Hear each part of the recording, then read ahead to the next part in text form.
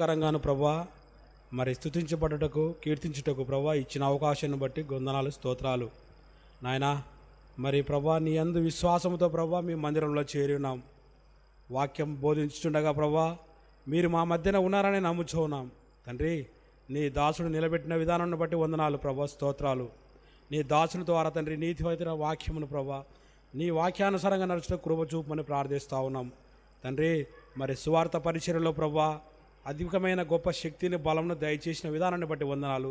చక్కని స్వరమును చక్కని గొంతును ప్రభా మీరు ఇచ్చినందుకే వందనాలు ప్రభా, స్తోత్రాలు ప్రభా. నీ వాక్య పరిచర్యలో ప్రభా అది నిమిత్తము ప్రభా శాశ్వతంగా ప్రార్థించడానికి ప్రభా ఇచ్చిన సమయంను బట్టి వందనాలు, స్తోత్రాలు అయ్యా. మరి ఇంకనూ రావాల్సిన వారందరినీ ప్రభా మందిరానికి చేర్చమని ప్రార్థిస్తూ ఉన్నాం. ఇంకనూ రాలేక ఉన్న వారందరినీ ప్రభా నీ మందిరానికి నడిపించమని ప్రార్థిస్తున్నాం తండ్రి. ఆ రోజు ప్రభా ఏ విధంగా అయితే ప్రజలు ప్రభా నీ మందిరంలో చేరి నీ స్తుతించుటకు ప్రభా ఎంత ఉత్సాహం చూపించారో ప్రభా ఈ దినము కూడా ఆ విధమైనటువంటి ఉత్సాహమును ప్రభా ప్రియులకు దయచేయమని ప్రార్థిస్తున్నాం నాయనా. నీ వాక్యమును ప్రభా మా ద్వారా వినుటకు ప్రభా మీరు బోధిస్తున్న విధానాన్ని బట్టి వందనాలు.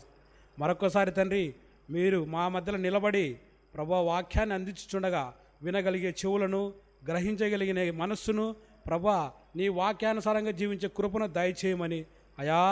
మరొక్కసారి ప్రభా ఈ ఆదివారపు శుభదినంలో ప్రభా మమ్మల్ని అందరినీ ప్రభా ఆశీర్వదించమని నీ వాక్యం కొరకు కనిపెట్టుచు నీ రాకడలో ప్రభావం నిలబెట్టే భాగ్యంను మాకందరికీ అనుగ్రహించమని మా ప్రభువును రక్షకుడును యేసుక్రీస్తు నామమున ఈ కొద్ది విన్నపంతో వేడుకుంటున్నాం తండ్రి. ఆమెన్. ఆమెన్. అందరం కూర్చున్నాం. హల్లెలూయా, హల్లెలూయా.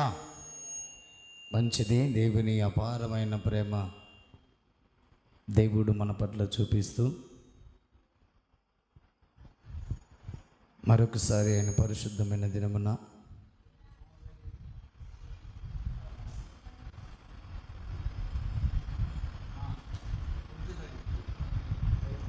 సమయమున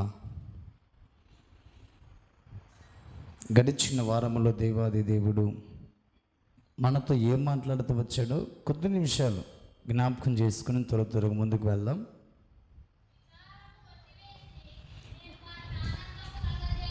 హల్లెలూయా. చూడండి, విచారమును కొట్టివేసి నేను వారికి ఆనందమును ఇచ్చేదని దేవుడు గడిచిన వారములో మనందరితో మాట్లాడుతూ వచ్చాడు. విచారము చేత వాని హృదయమును బాధ కృంగదీస్తుంది అన్న భావాన్ని గడిచిన వారములో దేవుడు చాలా స్పష్టంగా తెలియజేస్తూ ఉన్నాడు. ప్రతి ఒక్కరి హృదయంలో ఉన్నటువంటి విచారణ చేత కృంగిపోతూ నలిగిపోతూ బాధపడుతున్న వారందరి జీవితాల్లో ఉన్నటువంటి విచారణ కొట్టివేసి నేను వారికి ఆనందమును ఇచ్చేదనన్న భావాన్ని గడిచిన వారములో దేవుడు చాలా స్పష్టంగా సూటిగా మనతో మాట్లాడుతూ వచ్చాడు. ఈ వారము దేవుడు ఏం మాట్లాడుతున్నాడో ఒకసారి మనము జ్ఞాపకం చేసుకుందాం. యోహాను సువార్త 14వ అధ్యాయము 21వ వచ్చిన భాగాన్ని చదువుకుందాం. నా ఆజ్ఞలను అంగీకరించి వాటిని గైకొనిన వాడే నన్ను ప్రేమించువాడు నా తండ్రి వలన ప్రేమింపబడను. నేనును వానిని ప్రేమించి వానికి నన్ను కనపరుచుకుందునని చెప్పాను. చిన్న ప్రార్థన చేసుకుందాం. మహాపరిశుద్ధుడైన మా తండ్రి, కృప కలిగిన మా యేసయ్య, దయా కనికర పూర్ణుడైన మా ప్రభా నీకు వందనాలు. నీ పునరుద్ధాన దినమున ఈ ఆదివారపు ఆరాధనకు వచ్చిన మా అందరితో ప్రభా చదవబడిన లేఖన భాగాన్ని ఆధారము చేసుకుని మీరు మాతోనూ మా ద్వారా నీ ప్రజలైన వారందరితోనూ మాట్లాడుతూ ఉండగా వినగలిగే చెవులు, గ్రహించగలిగే మనస్సు మా అందరికీ ప్రసాదింప చేయమని ముందున్న వాక్య పరిచర్య అంతటిని మీ చేతులకు అప్పగించుకుంటూ యేసు క్రీస్తు దివ్యమైన నామమున ప్రార్థించి వేడుకొనుచున్నాను మా తండ్రి. ఆమేన్. హల్లెలూయా. ఇక్కడ యోహాను సువార్త 14వ అధ్యాయము 21వ వచ్చిన భాగంలో రాయబడిన మాట, నా ఆజ్ఞను అంగీకరించి వాటిని గైకొనువాడే నన్ను ప్రేమించు వాడు అని రాయబడింది.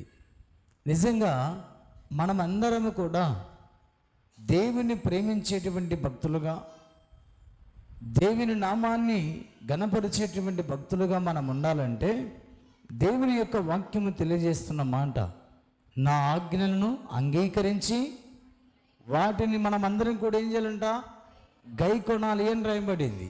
అంటే దేవుడిచ్చినటువంటి ఆజ్ఞలను, దేవుడిచ్చినటువంటి ఆ కట్టడలను, దేవుడిచ్చినటువంటి విధులన్నిటిని కూడా మనము అంగీకరించమని దేవుడు చాలా సూటిగా ఖండితంగా మాట్లాడుతున్నాడు. అప్పుడే మనమందరము కూడా దేవుణ్ణి ప్రేమించిన వారము అని రాయబడింది. అందుకే క్రైస్తవ సమాజం అంతా కూడా దేవుని యొక్క కట్టడలు గైకొనమని దేవుడు మాట్లాడుతూ ఉన్నాడు. చాలామంది దేవుని మందిరానికి వస్తాం, కానీ దేవుని యొక్క సన్నిధానానికి వచ్చి దేవుని సన్నిధిలో గడుపుతాము, కానీ దేవుని ఆజ్ఞను మనము అనుసరించలేని వారిగా ఉంటున్నాం.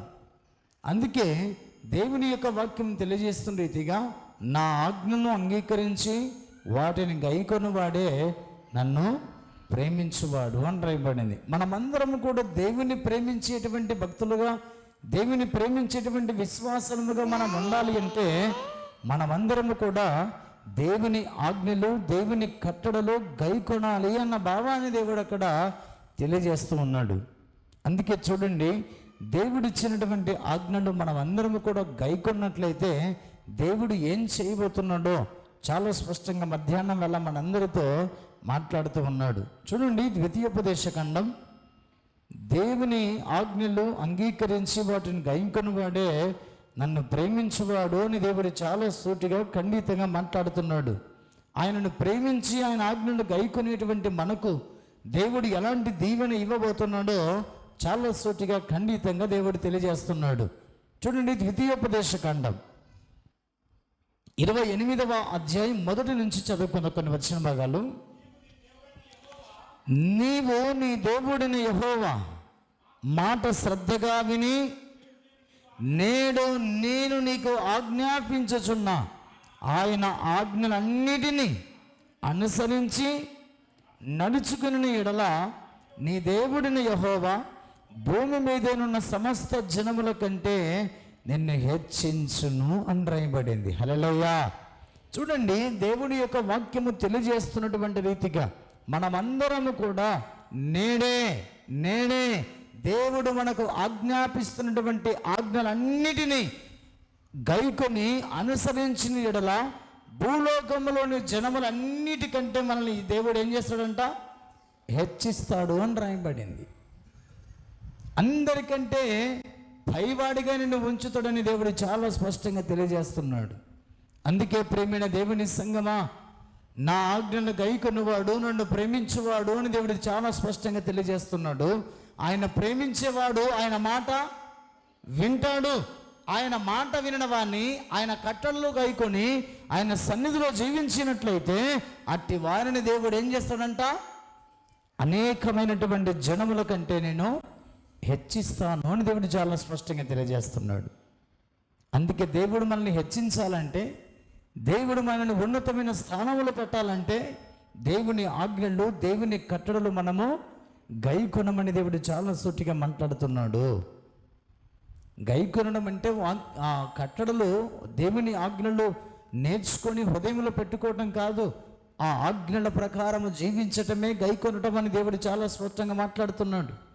అందుకే ప్రేమైన దేవుని సంగమా, 10 ఆజ్ఞలు, దేవుడిచ్చిన 10 ఆజ్ఞలు మనము చదివినప్పుడు, వాటిని ధ్యానించినప్పుడు, వాటి ప్రకారంగా జీవించే ప్రతి మనుషుల్ని దేవుడు ఉన్నతమైనటువంటి స్థానంలో నిలబెడతాడన్న ఉద్దేశాన్ని దేవుడు అక్కడ తెలియజేస్తున్నాడు. చూడండి, కింద రాయబడిన మాట, నీవు నీ దేవుడిని యెహోవా మాట వినిన ఎడల ఈ దీవెనలన్నీ నీ మీదికి వచ్చి నీకు ప్రాప్తించును అని రాయబడింది. హల్లెలూయా. నీవు నీ దేవుడైన యెహోవా మాట శ్రద్ధగా మనం ఏం చేయాలంట, వినాలి. వినిన ఎడల ఈ దీవెనలన్నీ కూడా నీ మీదికి వచ్చి ప్రాప్తించబడతాయని రాయబడింది. ఏ దీవెనలు? అని మనం చదివితే కింద వచనంలో రాయబడిన మాట చదవండి, కంటిన్యూ చేయండి. నీ మీదికి వచ్చి ప్రాప్తించును, నీవు పట్టణములో దీవించబడదువు, పొలములో దీవించబడదు. హల్లెలూయా. పట్టణములో దీవించబడతావు, పొలములో దీవించబడతావు, ఇంటిలో దీవించబడతావు, పొలములో దీవించబడతావు. అందుకే ప్రియమైన దేవుని సంగమా, మనము దీవించబడాలంటే మనం ఏం చేయవలసిన అవసరం లేదు. దేవుని ఆజ్ఞలు కట్టడలు గైకొనమని దేవుడు మాట్లాడుతున్నాడు. ఎప్పుడైతే మనము దేవుని ఆజ్ఞలు దేవుని కట్టడలు మనము అనుసరిస్తామో అప్పుడు దేవుని యొక్క వాక్యం తెలియజేస్తున్నమాట, ఈ దీవెనలన్నీ కూడా నీ మీదికి వచ్చి ప్రాప్తించబడతాయి. నువ్వు అనేకమైన జనముల కంటే నువ్వు హెచ్చుగా ఉంటావు. ఇంకో మాట రాయబడింది అక్కడ, నువ్వు తలగా ఉంటావు కానీ తోకగా ఉండవని రాయబడింది. అప్పిచ్చేవాడిగా ఉంటావు కానీ అప్పు చేయవని రాయబడింది. అందుకే ప్రేమైన దేవుని సంగమా, ఈ దీవెనలన్నీ నీ మీదికి వచ్చి ప్రాప్తించబడాలి అంటే, ఈ దీవెనలన్నీ నువ్వు అనుభవించాలి అంటే, మనమందరము కూడా ఆయన సన్నిధిలో ఆయన ఆజ్ఞలు మనము గైకొనాలి. ఆయన ఆజ్ఞల ప్రకారంగా మనము బ్రతకడం నేర్చుకోవాలి. అప్పుడు నీకు ఏ మేలు కూడా కొదువై ఉండదు అని రాయబడింది. కొదువ ఉన్నది అంటే మన జీవితంలో మనము దేవుని ఆశీర్వాదాలు అనుభవించడము లేదంటే మనము దేవుని ఆజ్ఞలు కట్టడలు మనము అనుసరించటము లేదు అని రాయబడింది. అందుకే ప్రియమైన దేవుని సంగమా, ఒక్కసారి మనం జ్ఞాపకం చేసుకుందాం. ఆ మాట చదవండి. నీవు పొలములో పట్టణములో దీవించబడదువు, పొలములో దీవించబడదువు, నీ గర్భఫలము, నీ భూఫలము, నీ పశువుల మందలు, నీ దుక్కిడెద్దులు, నీ గొర్రెమేక మందలు దీవించబడను. నీ గంపయు పిండి పిసుకు నీ తొట్టియు దీవించబడను. నీవు లోపలికి వచ్చినప్పుడు దీవించబడదువు, వెలుపలికి వెళ్ళినప్పుడు దీవించబడదువు. ఈ దీవెనలన్నీ కూడా మన మీదకి వచ్చి ప్రాప్తించబడాలంటే మనం ఏం చేయమంటున్నాను అక్కడ, నీవు నీ దేవుడిని యెహోవా మాట శ్రద్ధగా విని నేడు నేను నీకు ఆజ్ఞాపించుచున్న ఆజ్ఞలన్నిటినీ గైకొనాలి అని రాయబడింది. అందుకే ఈ దీవెనలో ఏ దీవెన తక్కువైనా మనం దేవుని ఆజ్ఞ కట్టడం మనము గైకొనడము లేదు అని రాయబడింది. కొందరి జీవితాల్లో కొన్ని 10 సంవత్సరాల నుంచి ప్రయాసపడుతుంటారు. నేను ఫలభరితముగా ఉండాలని, ఆశీర్వదించబడాలని వారు ఎంతో కష్టపడుతుంటారు. కానీ వారి కష్టపడుతున్నటువంటి చేతుల కష్టార్జితము వారు అనుభవించలేకపోతుంటారు. ఎంత కష్టపడిన వారికి ఏది కూడా మిగలటం లేదు. ఇటు వచ్చిన ఆదాయము అటు వెళ్ళిపోతూ ఉంటుంది. అందుకే దేవుని దీవెన మనం అనుభవించాలంటే మొదటగా మనం ఆయన కట్టడ అనుగ్రహించాలి, ఆయన కట్టడ పాటించాలి, ఆయన ఆజ్ఞలు పాటించాలి. అప్పుడే మనం అందరం కూడా వాటిని అనుభవిస్తాము అన్న ఉద్దేశాన్ని దేవుడు అక్కడ చాలా స్పష్టంగా నీతున్నతో దేవుడు మాట్లాడుతూ ఉన్నాడు. చూడండి 12వ వచన భాగం. యెహోవా నీ దేశము మీద వర్షము దాని కాలమందు కురిపించుటకును నీవు చేయు కార్యమంతటిని ఆశీర్వదించుటకును ఆకాశమును తన మంచి ధననిధిని తెరచును అని రాయబడింది. హల్లెలూయా. చూడండి ఎంత స్పష్టంగా దేవుడు అక్కడ తెలియజేస్తున్నా. చూడండి, మన జీవితంలో ఈ దీవెన మనం పొందుకోవాలి అంటే ఆయన కట్టడ అనుసరించాలి, ఆయన ఆజ్ఞలు పాటించాలి. ఎప్పుడైతే మనం ఆయన ఆజ్ఞలు ఆయన కట్టడలు అనుసరిస్తామో ఏం చెప్తున్నా అక్కడ దేవుడు అక్కడ, యెహోవా దేశం మీద వర్షము దాని కాలమందును కురిపించుటకును నీవు చేయు కార్యమంతటిని ఆశీర్వదించుటకు. ఆకాశము నుంచి దేవుడు ఏం చేస్తాడంట, మంచి ధననిధిని తెరుచును రాయబడింది. దేవుడిచ్చేటువంటి ధననిధిని, దేవుడిచ్చే ఆ వర్షమును మన పాడి పంట వాటిని అనుభవిస్తూ, మన పాడి పంటలు వృద్ధి చెందుతూ, మన నేల పంట సమృద్ధిగా పండాలంటే మన జీవితంలో మనము దేవుని మాటను మనము శ్రద్ధగా వినాలి. ఆయన కట్టడలు అనుసరించే భక్తులుగా, విశ్వాసులుగా మనం ఉండాలి. అందుకే ఆయన ఆజ్ఞలు అనుసరించిన ఎడల చూడండి, యెషయా గ్రంథం 1వ అధ్యాయం దేవుని యొక్క వాక్యం తెలియజేస్తున్న రీతిగా మనమందరం కూడా ఆయన కట్టడలు, ఆయన ఆజ్ఞలు అనుసరించిన ఎడల మన జీవితంలో మనము పైవారిగా ఉంటామన్న భావాన్ని దేవుడు అక్కడ తెలియజేస్తూ యెషయా గ్రంథం 1వ అధ్యాయం 19వ వచనం భాగాన్ని చూడండి.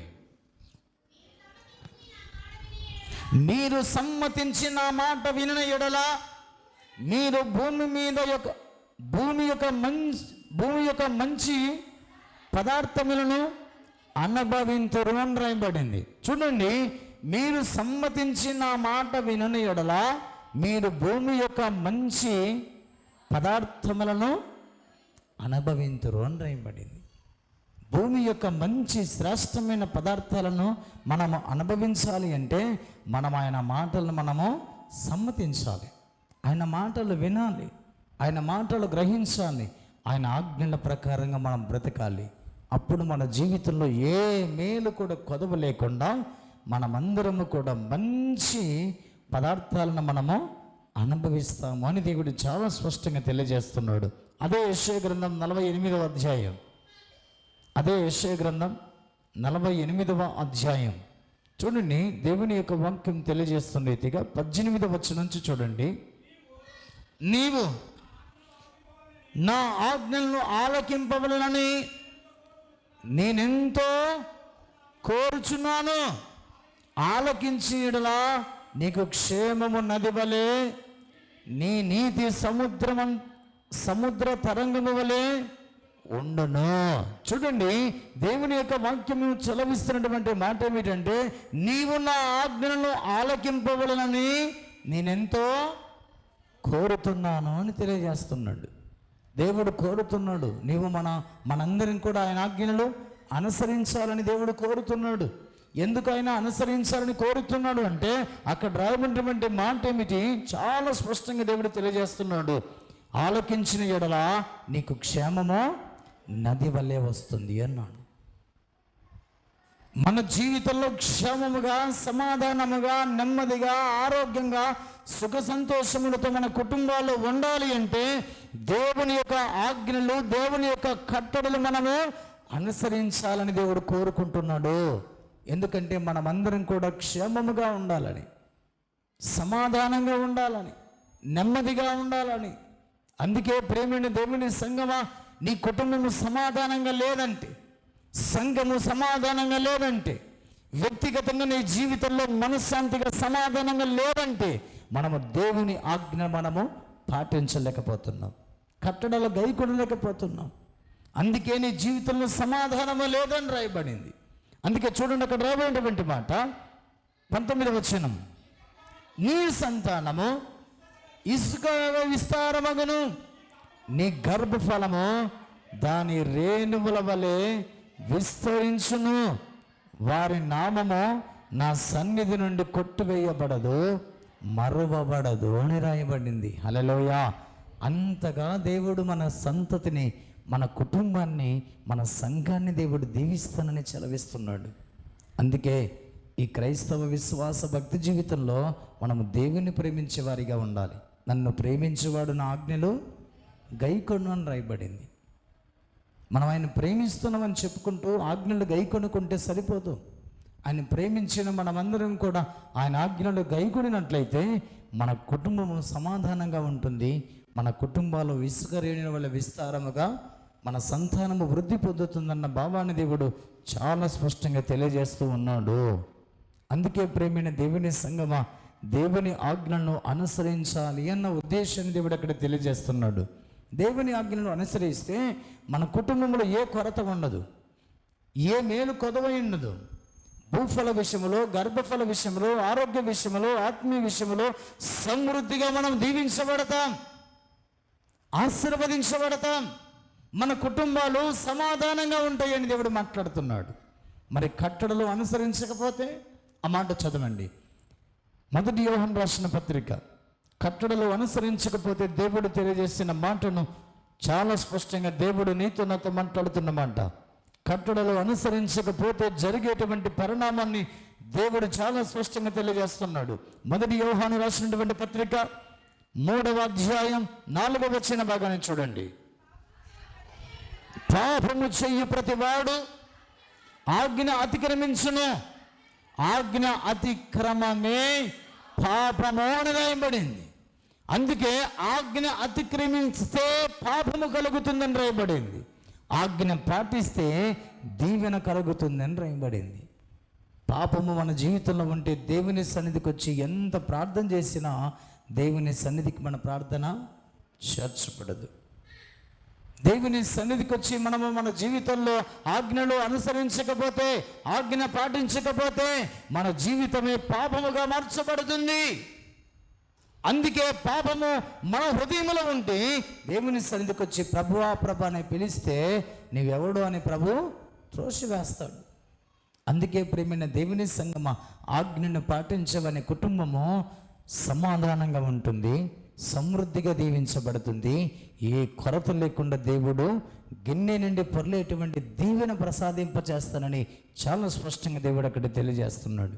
ఒకవేళ ఆజ్ఞ పాటించకుండా, ఆజ్ఞలు కట్టడలు అనుసరించకుండా, దేవుని ప్రేమించకుండా మన జీవితాల్లో ఉన్నట్లయితే దేవుడు మాట్లాడుతున్నటువంటి మాట, అట్టి వాని జీవితంలో పాపము నిలిచి ఉంటుంది అని రాయబడింది. ఎందుకంటే ఆజ్ఞ అతిక్రమమే పాపం. పాపం మన జీవితంలో ఉంటే మనం ఎలాంటి వారముగా ఉంటామో చూడండి. రోమాపత్రిక 6వ అధ్యాయం 23వ వచన భాగాన్ని చూడండి. రోమాపత్రిక 6వ అధ్యాయం 23వ వచన భాగాన్ని చూడండి.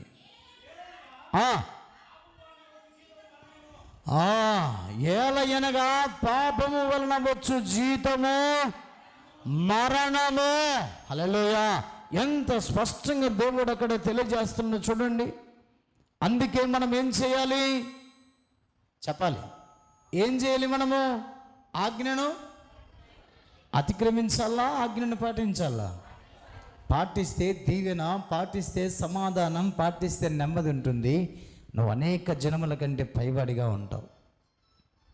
జాగ్రత్తగా వినండి. పాటించకపోతే పాపం మన జీవితంలో నిలిచి ఉంటుంది. ఆ పాపమే మనల్ని పట్టిస్తుంది, ఆ పాపమే మనల్ని చంపుతుంది అని రాయబడింది. పాపము పరిపక్వమై గర్భము ధరించి మరణము కంటుంది. మళ్ళా మాట చదవండి, రోమపత్రిక చదవాలి 6వ అధ్యాయం 23వ వచనం. ఏలయనగా పాపము వలన వచ్చు జీతము మరణము. హల్లెలూయా! అందుకే ప్రేమిని దేవుని సంగమా, ఆ మరణము మనకు రాకుండా ఉండాలని, ఆ మరణములో మనము పాలు పంపులు పొందకూడదని, ఆ మరణానికి మనము పాత్రులము కాకూడదని, ఆ మరణమైనటువంటి మరణకరమైనటువంటి స్థలముగా పిలువబడుతున్న నిత్య నరకములోనికి వెళ్ళకూడదని, మీరు నన్ను ప్రేమించిన యెడల మీరు నా ఆజ్ఞలు గైకొంటారు అని రాయబడింది. నా ఆజ్ఞలు గైకొను వాడిని దీవిస్తారని దేవుడు చాలా స్పష్టంగా మాట్లాడుతున్నాడు. ఈ క్రైస్తవ విశ్వాస భక్తి జీవితంలో మనమందరము కూడా దేవుని ఆజ్ఞలను పాటించే వారిగా ఉండమని దేవుడు చాలా స్పష్టంగా నీతో నాతో దేవుడు మాట్లాడుతున్నాడు. దేవుడు ఇచ్చినటువంటి ఆజ్ఞలను మనం చదివితే ఆ ఆజ్ఞలను ఎక్కడైనా మనం తప్పిపోయామేమో ఒక్కసారి మనం పరీక్షించుకోమని దేవుడు మాట్లాడుతున్నాడు. ప్రధానమైనటువంటి ఉద్దేశంతో దేవుడు చాలా సూటిగా ఖండితంగా మనతో తెలియజేస్తున్నాడు. మనకిచ్చిన ఆజ్ఞలు ఎన్ని? బైబిల్ గ్రంథంలో 10 ఆజ్ఞలు ఉన్నాయి. ఈ 10 ఆజ్ఞలలో ముఖ్యమైనటువంటి ఆజ్ఞలు కొన్ని ఉన్నాయి, ఖచ్చితంగా పాటించవలసిన ఆజ్ఞలు ఉన్నాయి. అది నూతన నిబంధనకు వచ్చే లోపల దేవుడు 10 ఆజ్ఞలను 2 ఆజ్ఞలుగా చేశాడు. బాబు 10 ఆజ్ఞలు మీరు పాటించలేకపోతున్నారు కదా, ఇదిగో ఈ 2 ఆజ్ఞలను పాటించమని దేవుడు చెప్పాడు. ఏ ఆజ్ఞలవి? మొదటి, ఇంకోటి నీ పూర్ణ మనసుతోనూ నీ పూర్ణ బలములతోనూ నీ దేవుడిని యెహోవాను నీవు సేవించమని దేవుడు మాట్లాడుతూ వచ్చాడు. నిజంగా ప్రేమైన దేవుని సంగమా, దేవుని యొక్క వాక్యం చాలా స్పష్టంగా నీతో నాతో మాట్లాడుతున్నమాట. 10 ఆజ్ఞలలో ఈరోజు దేవుడు నీతో నాతో దేవుడు మాట్లాడుతున్నటువంటి ఆజ్ఞలు ఒక్క 3 జ్ఞాపకం చేసుకుందాం రండి. నిర్గమకాండం 20వ అధ్యాయము, నిర్గమకాండం 20వ అధ్యాయము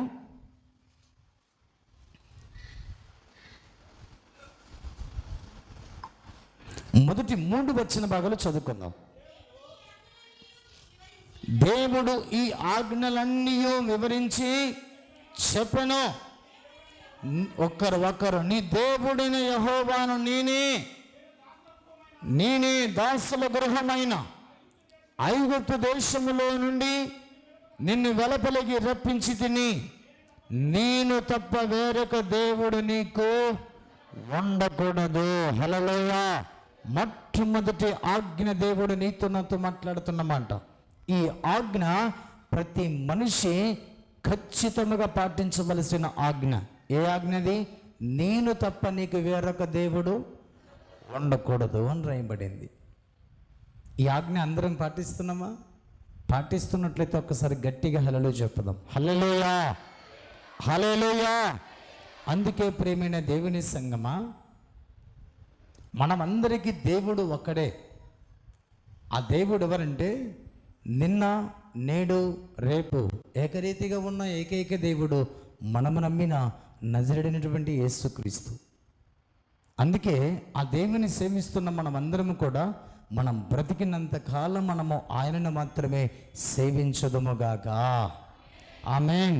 ఇది ఇశ్రాయేలుల ప్రజలతో మాట్లాడిన మాట. ఈ దినమున దేవుడు నీతో నాతో మాట్లాడుతూ వస్తున్న మాట. అందుకే ప్రేమైన దేవుని సంగమా, నేను తప్ప నీకు వేరొక దేవుడు ఉండకూడదు. కింద వచనాలన్నీ చదువుకుంటూ వస్తే ఏమంటాడు చదవనమాట? 4వ వచనం, పైన ఆకాశం అందే కానీ, క్రింద భూమి ఎందే కానీ, భూమి క్రింద నీళ్ళ ఎందే కానీ ఉండు దేని రూపమునైనను విగ్రహమునైనను నువ్వు చేసుకొనకూడదు, వాటికి సాగిలపడకూడదు అని రాయబడింది. హల్లెలూయా. అందుకే ప్రియమైన దేవుని సంగమా, ఒక క్రైస్తవునికి లేదా క్రైస్తవ ప్రపంచ మానవ సమాజానికి దేవుడు చెప్పినటువంటి ఆజ్ఞ మనం పాటించినట్లయితే మనమందరము కూడా, నువ్వు ఫలములో దీవించబడతావు, ఇంటిలో దీవించబడతావు, గర్భఫలము దీవించబడుతుంది, భూఫలము దీవించబడుతుంది.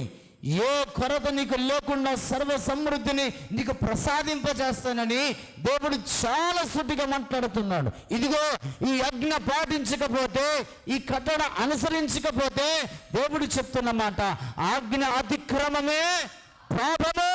పాపము హృదయంలో పెట్టుకుని దేవుని మందిరానికి వచ్చి ప్రభువా ప్రభు అంటే ఎలా ఫలిస్తావు? ఎలా దీవించబడతావు? ఎలా నీకు దీవెన కలుగుతుంది? ఎలా నువ్వు ఆశీర్వదించబడతావు? ఎలా నీ కుటుంబం సమాధానంగా ఉంటుంది? హృదయంలో పాపం పెట్టుకొని దేవుని మందిరానికి వచ్చి ప్రభువా ప్రభు అని పిలిస్తే ప్రభు ఎలా పలుకుతాడు? నీకు నువ్వు ఆయనకు నువ్వు అడ్డుకోడగా పాపము నిలిచి ఉండలేదా? ఎలా ఆలకిస్తాడు దేవుడు నీ ప్రార్థన? అందుకే ఆజ్ఞను పాటించమని ప్రభు చాలా సూటిగా మాట్లాడుతున్నాడు. దేవుని మందిరానికి వస్తున్నాం, దేవునితో సహవాసం కలిగి ఉంటున్నాం, మరలా మనం ఏం చేస్తున్నాం? దేవుని ఆజ్ఞ అతిక్రమిస్తున్నాం. దేవుని ఆజ్ఞను కట్టడలో గైకొనడము లేదు. అందుకే ప్రభు చెప్తున్నమాట, నేను తప్ప నీకు వేరొక దేవుడు ఉండకూడదు. ఎందుకు? ఇదిగో బానిసలుగా అమ్మి వేయబడిన మీరు, బానిసలుగా కొనుపబడిన మీరు, ఎక్కడా? ఐగుప్తులో దాసుల గృహంలో ఉన్నటువంటి మిమ్మల్ని బయటికి తీసుకుని వచ్చిన దేవుడును నేను తప్ప నీకు వేరొక దేవుడు ఉండకూడదు. పాపములతోనూ అపరాధములతోనూ చచ్చిన స్థితిలో ఉంటే నేను మిమ్మల్ని క్రీస్తుతో కూడా బ్రతికించాను, మిమ్మల్ని జీవింపచేశాను. నరకమనే పొలిమేరలో ఉంటే ఆ నరకమనే పొలిమేర నుంచి మిమ్మల్ని వెనక్కి తీసుకుని వచ్చి మిమ్మల్ని సమాధానకర్తలుగా చేశాను, నెమ్మదిగా కలిగిన జీవితాలను ఇచ్చాను. నన్ను విడిచి మీరు వేరొక దేవుని పూజించడం ఎలా? అందుకే నేను తప్ప మీకు వేరొక దేవుడు ఉండకూడదు అని దేవుడు చాలా స్పష్టంగా మాట్లాడుతున్నాడు. కానీ ఇశ్రాయేల్ ప్రజలు ఏం చేశారండి? దాసుల గృహమైన ఐగుప్తు దేశము నుంచి దేవుడు కానానుకు నడిపిస్తున్నప్పుడు ఇశ్రాయేలుల ప్రజలందరి జీవితాలు ఎలా ఉన్నాయో చూడండి. నిర్గమకాండ 32వ అధ్యాయంలోనికి రండి. మనందరికీ బాగా తెలిసిన లేఖన భాగాలు దేవుడు చాలా స్పష్టంగా నీతో నాతో మాట్లాడుతున్నాడు. నిర్గమకాండ 32వ అధ్యాయం 1వ వచనం చూడండి. మోషే కొండ దిగకుండా తడువు చేయుట ప్రజలు చూసినప్పుడు ఆ ప్రజలు అహరోను వద్దకు కూడి వచ్చి, లెమ్ము, మా ముందర నడుచుటకు ఒక దేవతను మా కొరకు చేయము. ఐగుప్తులో నుండి మమ్మల్ని రప్పించిన ఆ మోషే అనువాడు ఏమాయనో మాకు తెలియదని అతనితో చెప్పిరి. అందుకు అహరోను, నీ భార్యలకు, నీ కుమారులకు, నీ కుమార్తెలకు చెవులున్న బంగారు పోగులను తీసి నా యొద్దకు తెండిని వారితో చెప్పగా, ప్రజలందరూ తమ చెవులున్న బంగారు పోగులను తీసి అహరోను వద్దకు తెచ్చిరి. అతడు వారి యుద్ధ వాటిని తీసుకొని పొగరుతో రూపమును ఏర్పరిచి దానిని పోత పోసిన దూడగా చేసెను అని రాయబడింది. దేవుడు ఏం చెప్పాడండి? నేను తప్ప నీకు వేరొక దేవుడు ఉండకూడదన్నాడు. అది ఎక్కడ? నిర్గమకాండము 20వ అధ్యాయంలో దేవుడు చాలా స్పష్టంగా చెప్పాడు. ఈ 32వ అధ్యాయంలోనికి వచ్చే లోపల, సీనాయి కొండ దగ్గరికి వచ్చే లోపల ఇశ్రాయేలు ప్రజలు ఏం చేశారండి? పైన కొండ మీద మోషే ఉన్నాడు, దేవుని యొద్ద ప్రార్థన చేస్తున్నాడు. ఎందుకు? ఇశ్రాయేలు ప్రజల్ని ఎలా నడిపించాలో 10 ఆజ్ఞల కొరకు దేవుడు ఇస్తారని 10 ఆజ్ఞల కొరకు మోషేను సీనాయి కొండ మీదకి పిలిస్తే 40 రాత్రులు 40 పగళ్ళు ఉపవాసముతో మోషే ప్రార్థన చేస్తుంటే, బయట ఏం చేస్తున్నారు? కింద కొండ కింద ఏం చేస్తున్నారంట? వీళ్ళు దేవుని ఆజ్ఞను అతిక్రమించి ఉన్నారు అని రాయబడింది. నేను తప్ప నీకు వేరొక దేవుడు ఉండకూడదని చెప్పినటువంటి దేవుని మాటను, దేవుని ఆజ్ఞను ఇశ్రాయేలు ప్రజలు ఏం చేశారండి? అతిక్రమించిరి అని రాయబడింది. పాపాన్ని మూట కట్టుకున్నారు, పాపాన్ని హృదయములు పెట్టుకున్నారు. పాప జీవితముగా మార్చబడిన ఇశ్రాయేలు ప్రజల జీవితాలు. అందుకే ప్రియమైన దేవుని సంగమా, ఆజ్ఞ అతిక్రమమే పాపము అని రాయబడింది. అందుకే చాలా జాగ్రత్తగా ఈ భక్తి జీవితాన్ని చేయమని దేవుడు మాట్లాడుతున్నాడు. పాపము ద్వారా వచ్చు జీతము మరణం, మరణమని రాయబడింది. ఇశ్రాయేలు ప్రజలందరూ కూడా ఏం చేశారండి? 5వ వచనం చదవండి. అహరోను అది చూసి దాని ఎదుట ఒక బలిపీఠమును కట్టించును. మరియు అహరోను, రేపు యెహోవా నాకు పండుగ జరుగునని చాటింపగా, మరునాడు వారు ఉదయమున లేచి దహనములను సమాధానం అర్పించిరి. అప్పుడు జనులు తినుటకును త్రాగుటకును కూర్చుంటకును లేచిరి అని రాయబడింది. ఏం చేస్తున్నారంటే ఇశ్రాయేలు ప్రజలు? తింటున్నారంట, త్రాగుతున్నారంట, చిందులేస్తున్నారంట, ఇష్టానుసారంగా వారి జీవితాలు కొనసాగించుకుంటున్నారు. నేటికి కూడా నిర్గమకాండ 32వ అధ్యాయంలో జరిగినటువంటి ఆ విచిత్రమైన ప్రవర్తన నేటికి కూడా సమాజంలో జరుగుతున్నది. తినడానికి, త్రాగటానికి, కూర్చొని లేచి ఇష్టానుసారంగా ఆడుతున్నారు. అందుకే ఆజ్ఞ అతిక్రమమే పాపము, పాపం ద్వారా వచ్చే జీతము మరణమని రాయబడింది. అట్టి మరణము నుంచి తప్పించటానికి దేవుడైన యెహోవా, మీరు నేను తప్ప నీకు వేరొక దేవుడు మీకు ఉండకూడదు అని రాయించాడు. ఆ దేవుడే మరణము నుంచి తప్పించగలిగిన దేవుడు. ఆ దేవుడే నీ కొరకు నా కొరకు కలవరి శిలువలో ప్రాణత్యాగం చేసిన దేవుడు. ఆ దేవుడే మృత్యుంజయుడై తిరిగి లేచినటువంటి దేవుడు. ఆయన తప్ప నీకు వేరొక దేవుడు ఉండకూడదని రాయబడింది. ఆజ్ఞ పాటిస్తున్నావా? పాటిస్తేనే మనకు దీవెన, సమాధానం కలుగుతుందని రాయబడింది. అందుకే ప్రేమైన దేవుని సంగమా, దేవుని యొక్క వాక్యం తెలియజేస్తున్నమాట ఒక్కసారి జ్ఞాపకం చేసుకుందాం. క్రైస్తవ భక్తి జీవితంలో మనమందరం కూడా ఎలా నడుచుకోవాలో మనం నేర్చుకోవాలి, ఎలా ఆజ్ఞ పాటించాలో నేర్చుకోవాలి. దేవుని సన్నిధిలో ఇష్టానుసారంగా జీవించినట్లయితే, దేవుని కట్టడ గైకొనకపోతే శాపమే మనకు మూడుతుందన్న భావాన్ని దేవుడు అక్కడ తెలియజేస్తున్నాడు. అందుకే ప్రియమైన దేవుని సంగమా, దేవుడు నీతో నాతో మాట్లాడుతున్నటువంటి మాటను ఒకసారి జ్ఞాపకం చేసుకుందాం. 35వ వచన భాగాన్ని చదవండి.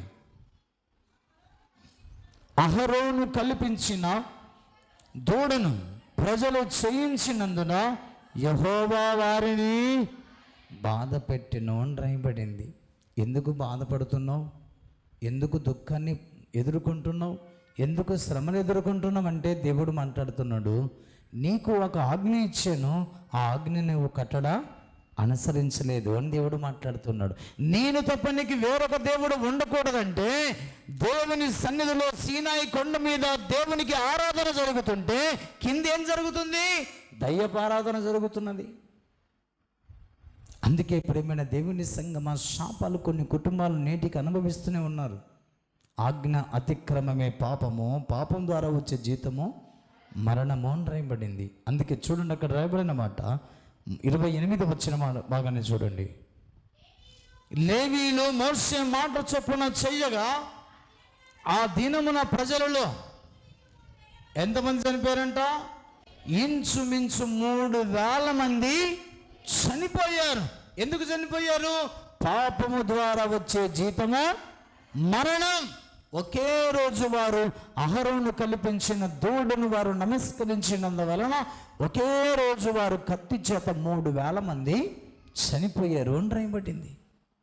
అందుకే ప్రియమైన దేవుని సంగమా, ఇశ్రాయేలుల కత్తివాత చేత శరీర సంబంధమైన మరణాన్ని ఎదుర్కొన్నారు.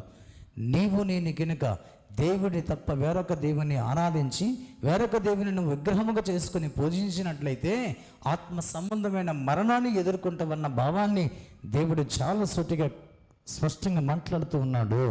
అందుకే జాగ్రత్త కలిగి మనమందరము కూడా దేవుని ఆజ్ఞలు, దేవుని కట్టడలు అనుసరించదుముగాక.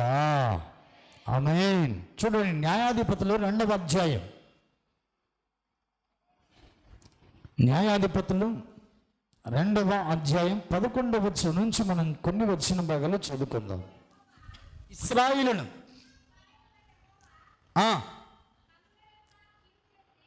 కన్నుల ఎదుట కీడు చేసి ఐగుప్తు దేశంలో నుండి వారిని రప్పించిన తమ పితరుల దేవుడిని యెహోవాను విసర్జించి బయలుదేవతలు పూజించి తమ చుట్టూ నుండి జనుల దేవతలలో ఇతర దేవతలను అనుసరించి వాటికి నమస్కరించి యెహోవాకు కోపము పుట్టించిరి అని రాయబడింది. ఏమొస్తుందంట? దేవునికి కోపం వస్తుంది. ఎందుకు? ఆజ్ఞ పాటించకపోతే, ఆజ్ఞ అనుసరించకపోతే, ఆజ్ఞ గైకొనకపోతే నీ దేవుడిని యెహోవా నీ ప్రవర్తన ద్వారా నీ మీద కోపపడతాడు అని రాయబడింది. దేవుని కోపానికి మనం తట్టుకుంటామండి? మానవుడు తట్టుకోలేడు. అందుకే ఆయన కోపం నిమిషం మాత్రమే ఉంటుంది అని రాయబడింది. ఆ నిమిషం మాత్రమే ఉండే కోపానికి కూడా నరుడు తట్టుకోలేడు. అందుకే ప్రియమైన దేవుని సంగమా, ఇశ్రాయేలుల ప్రజలందరూ కూడా ఐగుప్తు దేశానికి వెళ్ళిన తర్వాత అక్కడ ఏం చేస్తారంటే వాళ్ళు ఆ జనుల ఆచారాలు, ఆ జనుల దేవతలు వారు నమస్కరించి వాటిని పూజించిరి అని రాయబడింది. కింద చదవండి. వారు యెహోవాను విసర్జించి బయలును అస్తోరోతును పూజించిరి. కాబట్టి యెహోవా కోపాగ్ని ఇశ్రాయేలు మీద మండెను. ఆయన దోచుకొని వారి చేతికి వారిని అప్పగించెను. వారు ఇశ్రాయేలును దోచుకొని ఆయన వారి చుట్టూన ఉన్న వారి శత్రువుల చేతికి వారిని అప్పగించను గనక వారు తమ శత్రువుల ఎదుట నిలవలేక పారిపోయారు ఏం రాయబడింది. ఇశ్రాయేలులో దేశం ఎలాంటిదంటే బలమైనటువంటి దేశం. చిన్న దేశమే, చిన్న సైన్యం కలిగిన దేశమే. కానీ దేవుని చేత ఏర్పరచబడిన ఇశ్రాయేలుల దేశం బలమైనటువంటి దేశముగా పేరుగాంచి ఉన్నది. అలాంటి దేశమును దేవుడు ఏం చేస్తున్నాడంటే వారి శత్రువులకి అప్పగించేశాడు. వారి శత్రువుల ఎదుట నిలవలేక వారు పారిపోయే రీతిగా దేవుడు చేశాడు. కారణం ఏంటంటే వారు దేవుని ఆజ్ఞ కట్టడ వారు గైకొనలేదు అని రాయబడింది. ఏంటయ్యా దేవుని ఆజ్ఞ అంటే, నేను తప్ప నీకు వేరొక దేవుడు ఉండకూడదంటే వారు ఏం చేశారంట? బయలుదేవతలను, అస్తోరోతు దేవతలను నిలబెట్టుకుని వారు వాటికి పూజించిరి అని రాయబడింది. ఒక్కసారి జ్ఞాపకం చేసుకుందాం, మన జీవితాలు ఎలా ఉన్నాయి? ఏది పడితే అది, ఎలా పడితే అది మొక్కకూడదు, సాగిలపడకూడదు, వాటిని పూజించకూడదన్న భావాన్ని దేవుడు చాలా స్పష్టంగా నీతో నాతో దేవుడు మాట్లాడుతూ ఉన్నాడు. ఆ మాట చదవండి కింద. యెహోవా వారితో చెప్పినట్లు, యెహోవా వారితో ప్రమాణము చేసినట్లు వారు పోయిన ప్రతి స్థలమున వారికి బాధ కలగజేయుటకు యెహోవా వారికి శత్రువాయను గనక వారికి మిక్కిలి ఇబ్బంది కలిగెను అని రాయబడింది. ఏం కలిగిందంట? ఇశ్రాయేలుకి మిక్కిలి ఇబ్బంది కలిగిందంట, శ్రమ కలిగినదంట. శత్రువులు ఎదుట వారు నిలవలేక పారిపోతున్నారంట. సమాధానం లేదు, నెమ్మది లేదు. ఎక్కడి నుంచి ఏ శత్రువు వస్తాడన్న శత్రు భయంతో వారి జీవితాలు భయపడుతూ ఉన్నారు. 6వ అధ్యాయానికి వస్తే వారి జీవితంలో 6వ అధ్యాయం నుండి మిక్కిలి హీన దశకు వెళ్ళి ఏం రాయబడింది? ఆ మాట ఒకసారి చదువుతారా? 6వ అధ్యాయంలో దేవుడు యొక్క వాక్యము చాలా స్పష్టంగా తెలియజేస్తున్న మాటను ఒకసారి మిద్యానీయులు వచ్చి వారి జీవితంలో జీవనాధారమైనది ఏది కూడా ఉండనీయకుండా వారి ఎదుటి నుంచి వారు ఎత్తుకొని పోయి ఏం రాయబడింది? ఒకసారి ఆ మాట చదవండి. 6వ వచనం, 6వ అధ్యాయం 6వ వచనం. ఇశ్రాయేలులు మిద్యానీయుల వలన మిక్కిలి హీన దశకు వచ్చినప్పుడు వారు యెహోవాకు మొరపెట్టిరి. అంతవరకు వారు ఏం చేశారంట? బయలుకిని, అస్తోరోతుకిని, సూర్యదేవతలకిని నమస్కరించిరి అని రాయబడింది. దేవుడు అప్పుడు కొడితే అప్పుడు మళ్ళీ దేవుని మందిరానికి వచ్చి ప్రార్థన చేయడం ప్రారంభించారు. అంతవరకు వారు ఇష్టానుసారంగా ప్రవర్తించారు, ఇష్టానుసారంగా నమస్కరించారు, దేవుని ఆజ్ఞను అతిక్రమించి ఉన్నారు. ప్రేమైన దేవుని సంగమా, దేవుడు మాట్లాడుతున్నమాట, నీ దేవుడిని యెహోవా తప్ప నీకు వేరొక దేవుడు ఉండకూడదని చాలా స్పష్టంగా దేవుడు నీతో నాతో మాట్లాడుతూ ఉన్నాడు. ఇర్మీయా గ్రంథం 22వ అధ్యాయం, ఇర్మీయా గ్రంథం 22వ అధ్యాయంలో దేవుని యొక్క వాక్యము చాలా స్పష్టంగా మనతో మాట్లాడుతున్న మాట. 8, 9 వచన భాగాలు చూడండి. అనేక జనులు ఈ పట్టణపు మార్గమున పోవుచు యెహోవా ఎందు నిమిత్తము ఈ పట్టణములను ఇలాగు చేశానని ఒకడినొకడు అడగగా. చూడండి, యెరూషలేము మార్గము గుండా ప్రయాణం చేస్తున్నారంట చాలామంది అన్యజనులు. ప్రయాణం చేస్తుంటే యెహోవా ఎందుకు ఈ పట్టణాన్ని పాడు చేశాడు? యెహోవా ఎందుకు ఈ పట్టణాన్ని నాశనం చేశాడు? యెహోవా ఎందుకు ఈ పట్టణాన్ని ఇలా చేశాడు? ఒకప్పుడు సుందరమైనటువంటి పట్టణముగా, ఒకప్పుడు పేరుగాంచిన పట్టణముగా, ఒకప్పుడు సమృద్ధి కలిగిన పట్టణముగా యెరూషలేము ఉంది కదా, ఇప్పుడు ఎందుకు ఇలా అయిపోయింది? ఒకప్పుడు ఓ కుటుంబాలు సమృద్ధిగా ఉండేవి, ఒకప్పుడు ఓ కుటుంబాలు ఇతరులకు అన్నం పెట్టే కుటుంబాలుగా ఉండేవి, ఒకప్పుడు ఓ కుటుంబాలు అద్భుతంగా దీవించబడేవి. ఇప్పుడు ఎందుకు నీచమైన స్థితులకి దిగజారిపోయారు? ఇప్పుడు ఎందుకు హీనమైన స్థితికి దిగజారిపోయారంటే దేవుడు ఇక్కడ తెలియజేస్తున్నమాట. కింద చదవండి.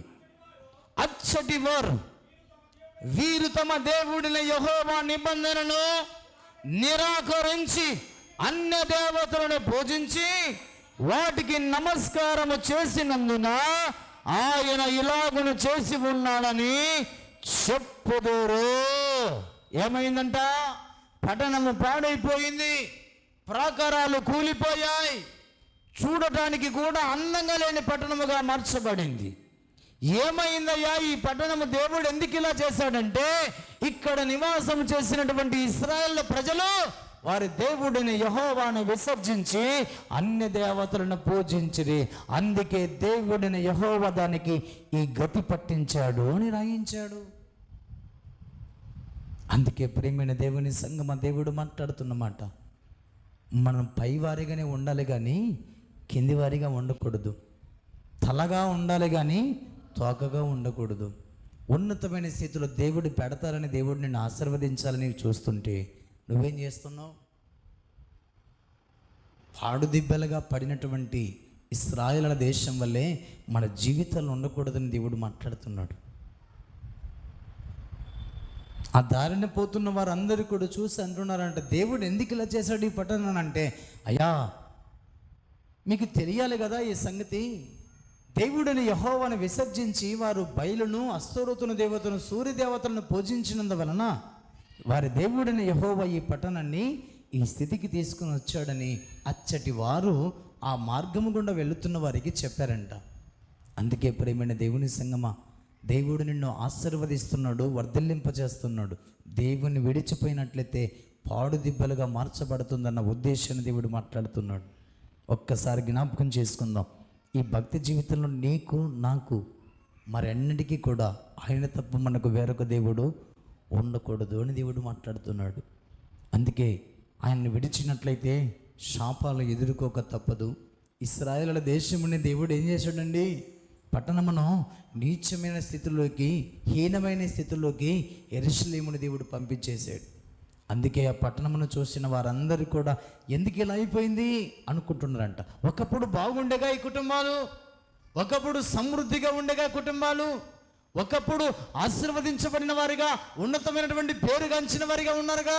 కుటుంబాలు ఎందుకు చిన్న భిన్నమైపోయాయి అంటే వారు వారి దేవుడిని యెహోవాని విసర్జించి బయలుదేవతలను పూజించడం వల్ల దేవుడిని యెహోవానే వారిని హీన దశలను తీసుకుని వెళ్ళాడు అని తెలియజేస్తున్నాడు. అందుకే చాలా జాగ్రత్తగా భక్తి చేయమన్న భావాన్ని దేవుడు తెలియజేస్తున్నాడు. మొదటిగా దేవుని యొక్క ఆజ్ఞ ఏంటంటే నేను తప్ప నీకు వేరొక దేవుడు ఉండకూడదు. ఆయన మాత్రమే సేవించినట్లయితే గర్భఫలం, భూఫలం, నేల పంట, ఆరోగ్య విషయం, ఆత్మీయ విషయంలో ఏ కొరత లేకుండా సమృద్ధిగా నేను దీవిస్తానని దేవుడు వాగ్దానం చేస్తున్నాడు. అట్టి దీవెన మనందరం కూడా పొందుకొందుదుముగాక. ఆజ్ఞ పాటించకపోతేనండి ఇతరులు చూసి అంటారంట, దేవుని సన్నిధికి వచ్చేవారుగా వీళ్ళు, దేవునితో సహవాసం చేసిన వారు కదా వీళ్ళు, ఒకప్పుడు సమృద్ధిగా ఉండేవాళ్ళు కదా, ఇప్పుడు ఎందుకు ఈ పరిస్థితి వచ్చిందంటే అన్ని దేవతలను పూజించడం ద్వారా ఈ పరిస్థితికి దేవుడే తీసుకొస్తాడని దేవుడు చాలా స్పష్టంగా మాట్లాడుతున్నాడు. రండి, రెండవ ఆజ్ఞగా దేవుడు నీతో నాతో మాట్లాడుతున్నమాట. ఒక ఆజ్ఞ చూసి మనం ముందుకి సాగిపోతాం. 5వ ఆజ్ఞగా నిర్గమకాండము 20వ అధ్యాయము 12వ వచన భాగాన్ని చూడండి.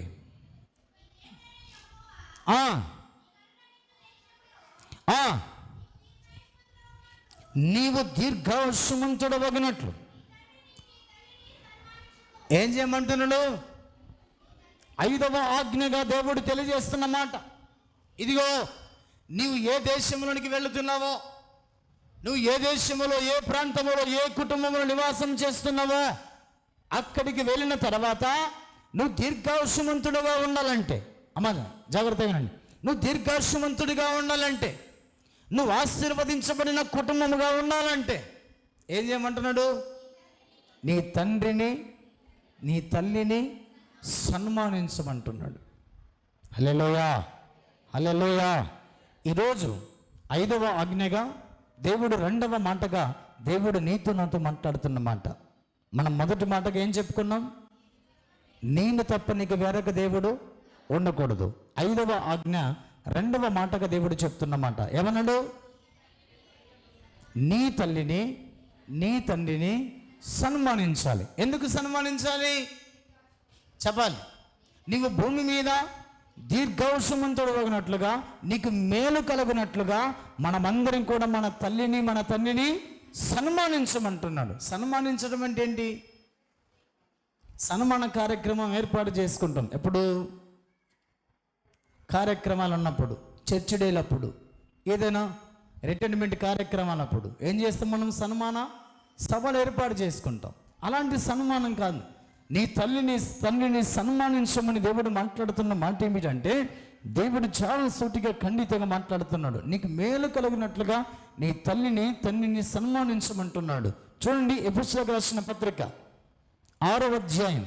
ఎందుకు సన్మానించమని దేవుడు అక్కడ తెలియజేస్తున్నాడు చూడండి. మొదటి వచనం నుంచి చదవండి. 6వ అధ్యాయం మొదటి వచనం నుంచి. పిల్లలారా, ప్రభువునందు మీ తల్లిదండ్రులకు విధేయులైనట ఇది ధర్మం. నీకు మేలు కలుగునట్లు నీ తండ్రిని తల్లిని సన్మానింపుము, అప్పుడు నీవు భూమి మీద దీర్ఘాయుష్మంతుడవగదువు. ఇది వాగ్దానముతో కూడిన ఆజ్ఞలలో మొదటిది అని రాయబడింది. ఏది మొదటిది? తల్లిని తండ్రిని సన్మానించమన్న ఆజ్ఞ వాగ్దానముతో కూడిన ఆజ్ఞలలో మొదటి ఆజ్ఞ అని రాయబడింది. ఇప్పుడు జాగ్రత్తగా వినండి. ఎంతమందిని మనము మన తల్లిదండ్రులను సన్మానిస్తున్నాం? ఎంతమందిని మన జీవితంలో మన తల్లిదండ్రుల బాగోగాలు చూసుకుంటున్నాం? ప్రియమైన దేవుని సంగమా, దేవుడు చెప్తున్నాడు, నా ఆజ్ఞ పాటించినట్లయితే నువ్వు పట్టణంలో దీవించబడతావు, పొలములో దీవించబడతావు, నువ్వు ఇంటిలో దీవించబడతావు అంటున్నాడు దేవుడు. ఈ దీవెనను పొందుకోవాలంటే ఏం చేయమంటున్నాడు దేవుడు? నీ తల్లిని నీ తండ్రిని సన్మానించమంటున్నాడు. అందుకే అప్పుడు నీకు మేలు కలుగుతుంది. ఇది వాగ్దానంతో కూడిన ఆజ్ఞలలో మొదటిది. ఈ ఆజ్ఞ పాటించినప్పుడు దేవుని మందిరానికి వచ్చిన ప్రయోజనమేమి? ఇంట్లో తల్లికి భోజనం పెట్టనోడు దేవుని మందిరంలో పెత్తనాలు చేస్తాడు. తల్లిదండ్రులను బాగు చూడలేని వాడు దేవుని మందిరంలోకి వచ్చి పెత్తనాలు చేయడానికి పెతాయిస్తుంటాడు. అలాంటప్పుడు నీ ప్రార్థన, నీ ఆజ్ఞలు దేవుని సన్నిధిలో పనిచేయవని ప్రభు మాట్లాడుతున్నాడు. అందుకే దేవుడు తెలియజేస్తున్నమాట, నీకు మేలు కలగాలని దేవుడు ఏం చేస్తున్నాడండి? ఇప్పుడు తల్లిదండ్రులకు మేలు కలిగే రీతిగా నువ్వు భోజనం పెట్టమంటలేడు దేవుడు. నీకు మేలు కలిగే రీతిగా, నువ్వు దీర్ఘాయుష్మంతుడు ఉండే రీతిగా, నువ్వు శుభప్రదంగా జీవించే రీతిగా, నువ్వు ఆరోగ్యంగా ఉండే రీతిగా, నీకు అన్ని విషయంలో సమృద్ధిగా వర్తిల్లింపబడే రీతిగా ఆజ్ఞ పాటించు నాయనా అని దేవుడు చెప్తున్నాడు. నేను సంపాదించిందల్లా మా అమ్మకు మా నాన్నకు పెడుతున్నాను అని నువ్వు అనుకుంటున్నావు, కానీ అది నీ మేలుకే, నీకు ఆరోగ్యంగా వర్తిల్లడానికే, నువ్వు సమృద్ధిగా ఉండడానికే. అందుకే కొందరు తల్లిదండ్రులు కూడా ఏం చేస్తారంటే, భార్య భర్తలు గొడవ పడుతుంటే నా కోసం మీరెందుకు గొడవ పడాలని తల్లిదండ్రులే పక్కకు పోయి బ్రతుకుతున్నారండి వృద్ధాప్యమందు కూడా. ఎందుకు? కుమారుడు కోడలు బాగుండాలని. ప్రేమైన దేవుని సంగమ దేవుడు మాట్లాడుతున్నమాట. ఇది ఆజ్ఞ అని దేవుడు తెలియజేస్తున్నాడు. ఈ ఆజ్ఞని పాటించినప్పుడు మన జీవితంలో ఏముంటుంది? ఆజ్ఞ అతిక్రమమే పాపము, పాపము ద్వారా వచ్చే జీతము మరణం. ఏ ఆజ్ఞ తప్పిపోయినా మరణానికి దారి తీస్తుందన్న భావాన్ని దేవుడు సూటిగా ఖండితంగా మాట్లాడుతున్నాడు. అందుకే జాగ్రత్త కలిగి భక్తి చేయమని దేవుడు తెలియజేస్తున్నాడు. అందుకే అక్కడ రాయబడిన మాట, నీకు మేలు కలిగినట్లు నీ తండ్రిని నీ తల్లిని సన్మానింపము, అప్పుడు నీవు భూమి మీద దీర్ఘాయుష్మంతుడవుతావని దేవుడు అక్కడ తెలియజేస్తూ ఉన్నాడు. ఆ మాట చూడండి, తల్లిని తనని సన్మానించమంటే ఏంటో అక్కడ రాయబడిన మాట. సామెతలు 23వ అధ్యాయం, సామెతలు ముగించబోతున్నా. సామెతలు 23వ అధ్యాయం తీసరా 22 నుంచి చదవండి. నిన్ను కనిన నీ తండ్రి ఉపదేశము అంగీకరించుము, నీ తల్లి ముదిమి యందు ఆమెను నిర్లక్ష్య పెట్టకుమో. ఇది సన్మానించటం అంటే. సన్మానం అంటే ఏంటి చెప్పండి? నిన్ను కనిన నీ తండ్రి ఉపదేశాన్ని ఏం చేయాలంటే మనము అంగీకరించాలి. అంగీకరించిన వాడే తల్లిని తండ్రిని సన్మానించిన వాడిగా ఉంటాడు. అంగీకరిస్తున్నామా? మనం ఒక వయసుకు వచ్చిన తర్వాత, మన కాళ్ళ మీద మనం నిలబడిన తర్వాత తల్లిని తండ్రిని కాదనుకొని వెళ్ళిపోయేటువంటి యవన స్త్రీలు, యవన పురుషులు ఉంటున్నారు.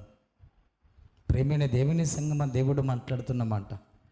ఒక్కసారి జాగ్రత్తగా మన జీవితాలు మనం కొనసాగించుకోమని దేవుడు మాట్లాడుతున్నాడు. తండ్రి ఉపదేశాన్ని ఎందుకు అంగీకరించమంటున్నాడు? తండ్రిని బాగును కోరుతాడు, తండ్రిని భవిష్యత్తు బాగుండాలని కోరుకుంటాడు. అందుకే దేవుడే చాలా స్పష్టంగా తెలియజేస్తున్నాడు, అమ్మా అయ్యా నీ తండ్రి ఉపదేశాన్ని నువ్వు అంగీకరించమో, నీ తల్లి ముదిమి యందు ఆమెను నిర్లక్ష్య పెట్టద్దు.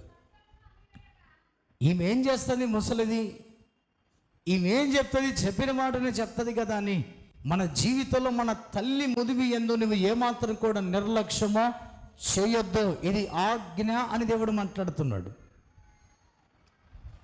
పాస్టర్ గారికి ఆదివారమే వచ్చిందా వాక్యం? ఈ వాక్యం చెప్పడానికి అనుకుంటున్నావేమో. నీ అత్త ముసలితనమందు నువ్వు మాట వింటే బాగుపడతావు. ఈరోజు మీ అత్త ముసలిది, రేపు నువ్వు ముసలిదానం అవుతావు. అప్పుడు నీకెవరు చెప్పాలా? అందుకే ఏది విత్తుతావో అదే పంటకు వస్తావు. బిడా జాగ్రత్త అని దేవుడు హెచ్చరిక చేస్తున్నాడు అక్కడ. అందుకే తల్లి ముదిమి యందు నీవు నిర్లక్ష్యమో చేయొద్దు. దేవుని సన్నిధిలో మనం ఎలా బ్రతుకుతే దీవించబడతావో దేవుడు చాలా స్పష్టంగా మాట్లాడుతున్నాడు. చాలా స్పష్టంగా మాట్లాడుతున్నాడు. ఒకప్పుడు నిన్ను పోషించింది నీ అత్త, నీ భర్తను, నీ జీవితాన్ని. అందుకే ప్రేమైన దేవుని సంగమా, దేవుడు నీతో నాతో మాట్లాడుతున్న మాట, జాగ్రత్త. ఎప్పుడు నీ కుటుంబం గురించి నీ అత్తమామలు ఆలోచిస్తారే తప్ప మనం పాడైపోవాలని ఆలోచించరు. అందుకే ఒక కుమారునిగా, ఒక కుమార్తెగా నీ తల్లిని, నీ తండ్రిని సన్మానించు. అది నీకు మేలు, దీర్ఘాయుష్మంతుడిగా ఉంటామని దేవుడు మాట్లాడుతున్నాడు. అలాంటి వారు ఇలా ఇక్కడ ఉన్నట్లయితే నువ్వు ఆజ్ఞ అతిక్రమిస్తున్నావని దేవుడు మాట్లాడుతున్నాడు. ఆజ్ఞ అతిక్రమిస్తున్నావో, ఆజ్ఞ పాటిస్తున్నావో నీవే పరిశీలించుకోమని, పరీక్షించుకోమని దేవుడు చాలా స్పష్టంగా మాట్లాడుతున్నాడు. ఒక్కసారి ఆలోచన చేద్దాం. ఆజ్ఞ పాటిస్తే దేవుడు చెప్తున్న మాట, ఆ మాట చదవండి. 25వ వచనం. నీ తల్లిదండ్రులను నీవు సంతోషపెట్టవలను, నిన్ను కనున తల్లిని ఆనందపరచవలను. హల్లెలూయా. సంతోషపెడుతున్నావా? ఆనందపరుస్తున్నావా? ఒక్కసారి జ్ఞాపకం చేసుకో. దేవుని ప్రజలారా, వాగ్దానంతో కూడిన సందేశంతో దేవుడు మాట్లాడుతున్నాడు. నీ తల్లిని సంతోషపరచు, నీ తల్లిని ఆనందపరచు. అప్పుడే మన జీవితంలో భూమి మీద మనము మేలు కలుగుతూ దీర్ఘాయుష్మంతులుగా ఉంటామన్న ఉద్దేశాన్ని దేవుడు మాట్లాడుతున్నాడు. చాలా స్పష్టంగా దేవుడు హెచ్చరిక చేస్తున్నాడు. దేవుని మందిరానికి వస్తూ, దేవునితో సహవాసం కలిగి, వాక్యం చదువుతూ, వాక్యాన్ని బోధిస్తూ, పాటలు పాడుతూ దేవుని మందిరానికి వస్తూ కూడా తల్లిదండ్రులతో మాట్లాడినటువంటి కుమారులు ఉన్నారు. అత్తమామలతో మాట్లాడని కోడళ్ళు ఉన్నారు. ఎందుకు ఈ నామకార్థమైన భక్తి? నయోమిలాగా జీవించడం మన జీవితాలు కట్టుకోవాలి. ప్రేమైన దేవుని సంగమా, దేవుడు నీతో నాతో మాట్లాడుతున్నాడు. అత్తమామలు కూడా కోడళ్ళని, కుమారులను, కోడలని, అత్తకోడలను ప్రేమించేటువంటి వారిగా మనం ఉండాలి.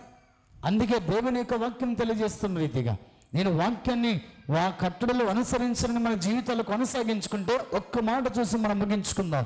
దేవుడు చాలా స్పష్టంగా మాట్లాడుతున్న మాట సామెతల 20వ అధ్యాయం 20వ వచన భాగాన్ని చూడండి. ముగించబోతున్నా.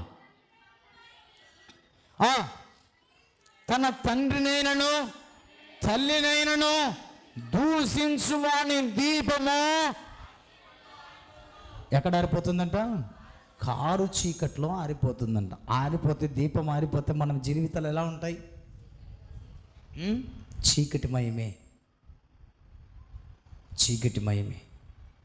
అలాంటి చీకట్లో నా కుమారుడు, నా కోడలు బతకకూడదని ఒక అత్తగా, ఒక తల్లిగా, ఒక తండ్రిగా మనల్ని విడిచి వేరుగా బ్రతుకుతున్నారండి నేటి క్రైస్తవ సమాజంలో కూడా. ఎందుకు? వాక్యాన్ని వింటున్నావు, కట్టడం అనుసరిస్తున్నావా? ఆజ్ఞలు అనుసరిస్తున్నావా? బోళ్ళని మాటలు చెప్తాం, తల్లిదండ్రులకు ముద్ద బోబెట్టలేని మన జీవితాలు. ఇది వాక్యం హెచ్చరిక చేస్తున్నమాట. నువ్వు భూమి మీద దీర్ఘాయుష్మంతుడిగా ఉండాలంటే, భూమి మీద నువ్వు మేలు కలుగుతూ జీవించాలంటే నీ తండ్రిని సన్మానించుమా. ఇది వాగ్దానముతో కూడిన ఆజ్ఞలలో మొదటిదే పాటించలేనప్పుడు ఇంకా 9 ఎలా పాటిస్తావండి?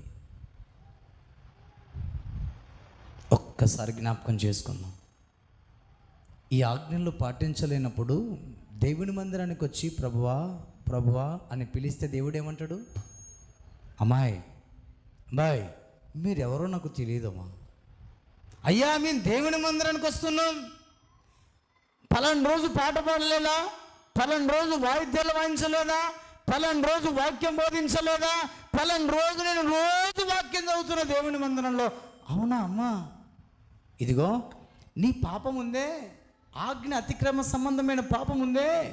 ఈ ఆజ్ఞలు పాటించలేదు కాబట్టి, ఈ ఆజ్ఞలు అనుసరించలేదు కాబట్టి నీ హృదయంలో పాపం ఉంది. ఆ పాపము నీకు నాకు అడ్డుగోడుగా ఉందమ్మా.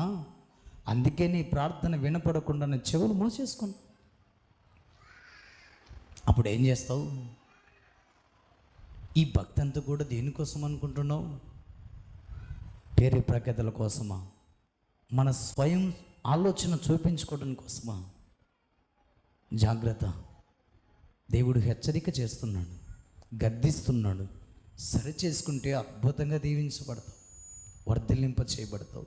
తల్లిని తండ్రిని సన్మానించేవాడు మేలు కలుగుతూ భూమి మీద దీర్ఘాయుష్మంతుడుగా సుఖ సంతోషాలతో వర్ధిల్లుతాడన్న భావాన్ని దేవుడు మాట్లాడుతున్నాడు. ఆజ్ఞ పాటించకపోతే వాని దీపం ఎక్కడ ఆరిపోతుందంట? కారు చీకట్లో ఆరిపోతుంది. దీపం ఆరిపోతే మనం ఏం చేస్తామండి? తణువులాడతాం. దేనికోసం? అగ్గిపెట్ట కోసం. వాక్యం అనేటువంటి వెలుగులో మనం బ్రతకటానికి సిద్ధపడాలని దేవుడు మాట్లాడుతున్నాడు. వాక్యపు వెలుగులో మనము బ్రతికితే గాఢంధకారములో ఉన్న వాక్యము నీ పాదములకు దీపమై నడిపిస్తుంది.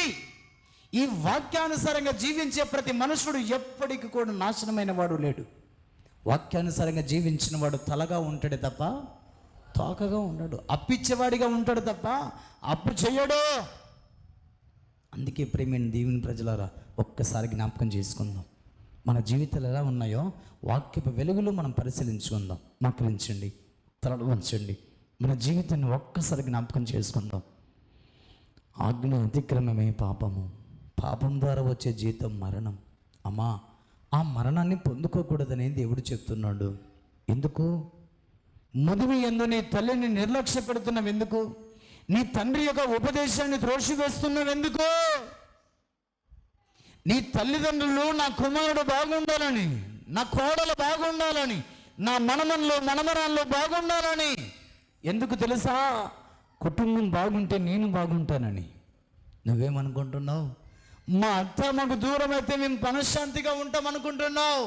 ప్రియమైన దేవుని సంగమా, అత్త మామలు దూరంగా ఉంటే దేవుడు చెప్తున్నాడు, వారిని దూషించే వాని దీపము కారు చీకట్లో ఆరిపోతుందంట. జాగ్రత్త. వాక్యము తెలిసిన నీవే వాక్యానుసారంగా బ్రతకకపోతే జీవితాలు కారు చీకట్లు ఆరిపోతాయి. ప్రభు సన్నిధికి వచ్చిన మనతో దేవుడు ఆత్మావేశంతో మాట్లాడుతున్నాడు. విననా వినకపోయినా దేవుడు హెచ్చరిక చేయమంటున్నాడు. హెచ్చరిక చేయమంటున్నాడు. ప్రేమైన దేవుని సంగమా, దేవుడు మాట్లాడుతున్నాడు. ఒక్కసారి జ్ఞాపకం చేసుకోవా, మన జీవితాలు ఎలా ఉన్నాయి? దేవుని సన్నిధికి వచ్చిన మనమందరం కూడా వాక్యానుసారంగా జీవించకపోతే పతనమైపోతామని దేవుడు మాట్లాడుతున్నాడండి. వాక్యానుసారంగా జీవిస్తే సమాధానంగా ఉంటావు, నెమ్మదిగా ఉంటావు. ఏ మేలు కూడా కొదవ లేకుండా ఆకాశపు వాక్యాలను విప్పి పట్టజాలనంత విస్తారమైన దీవెన నీకు అనుగ్రహిస్తానని దేవుడు వాగ్దానం చేస్తున్నాడు. వాగ్దానం చేస్తున్నాడు. అమ్మా, నేను తప్ప నీకు వేరొక దేవుడు వండకూడదు. ఎందుకంటే దేవుడు చెలవిస్తున్న మాట, దాసుల గృహమైన ఐగుప్తు దేశంలో నుంచి నేను విడిపించాడు. శ్రమ నుంచి విడిపించాడు, బాధ నుంచి విడిపించాడు, కష్టాల నుంచి విడిపించాడు, దుఃఖము నుంచి విడిపించాడు. మనలను పాపములతో అపరాధములతో చచ్చిన స్థితిలో మరణమనే పడకలో మనం ఉన్నప్పుడు క్రీస్తు చేత మనల్ని బ్రతికించాడు. ఆ దేవుని విడిచిపెడుతున్నావా? ఆ దేవుని విడిచి అస్తోరతో బయలుదేవతల సూర్యదేవతలను పూజిస్తున్నావా? ఎంత మూర్ఖంగా బ్రతుకుతున్నామండి. ఆలోచన చేసుకోండి. ప్రభు చెప్తున్నాడు, ఆజ్ఞను పాటించువాడు నా మాటలు నా కట్టల్లో అనుసరించువాన్ని అనేక జనముల కంటే నేను పైవాడిగా ఉంచుతాను, హెచ్చిస్తానంటున్నాడు. పొలములో దీవించబడతావు, పట్టణంలో దీవించబడతావు, ఇంటిలోనికి వెళ్ళినప్పుడు దీవించబడతావు, బయటికి వెళ్ళినప్పుడు దీవించబడతావు అని దేవుడు మాట్లాడుతున్నాడు. అట్టి దీవెన పొందుకోవడానికి నిన్న నేడు రేపు ఏకరీతిగా ఉన్న ఏకైక దేవుని ఆజ్ఞలు పాటిస్తూ ఆయన సన్నిధిలో జీవించడానికి మనము నేడే సిద్ధపడతాం. ప్రార్థన చేసుకుందాం. మనందరం కూడా ప్రార్థన చేసుకుందాం. ప్రభు యొక్క సన్నిధానంలో ఉన్న మనందరం కూడా ప్రార్థన చేసుకుందాం. సంఘ పెద్ద గిడ్డంజలను ప్రార్థన చేస్తారు. మనందరం కూడా ఏకీభవించుదాం. భూమిని ఆకాశమును సమస్త జనుని మహా గొప్ప తండ్రి, పరిశుద్ధుడని నిత్య దూతల చేత పోడబడుతున్న మహా గొప్ప తండ్రి, నీ పాదములు బట్టి అడుగుతున్నాం నాయనా. నీ దైవసేవకుడు నాయనా, ప్రతి వచ్చే వాక్యానుసారంగా నడుచుకుంటే ప్రతి